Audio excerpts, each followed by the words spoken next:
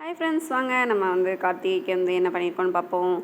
So Karthigai அன்னைக்கு காலையில் எழுந்திரிச்சு சீக்கிரமாக குளிச்சுட்டு சாமிக்கு முருகனுக்கு வந்து படைக்கிறதுக்கெல்லாம் பொரி கடலை, அது போக வந்து வெல்லம் போட்டு பாகு காய்ச்சின பொரி உருண்டை அதெல்லாம் ரெடி பண்ணியாச்சு. ஸோ சுண்டல் எல்லாமே சாமிக்கு படைக்க ரெடி பண்ணி வச்சாச்சு. நெக்ஸ்ட்டு வந்து விளக்கெல்லாம் வந்து நாளே வந்து தண்ணியில் போட்டு நீங்கள் வந்து எடுத்து வச்சிட்டிங்கன்னா வந்து அந்த விளக்கில் வந்து அந்த எண்ணெய் வந்து உறிஞ்சாது.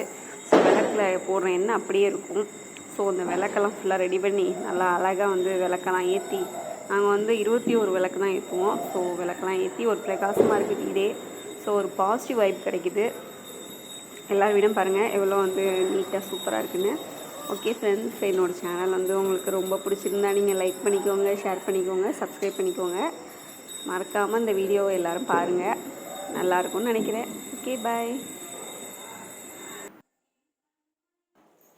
அப்புறம் ஃப்ரெண்ட்ஸ், இதுதான் வந்து எங்களோட பூஜா ரூம். ஸோ வந்து ஒரு சாமி ரூம்.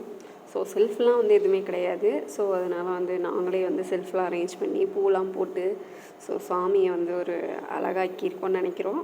ஓகே ஃப்ரெண்ட்ஸ், பாய். மறக்காமல் சப்ஸ்கிரைப் பண்ணிக்கோங்க.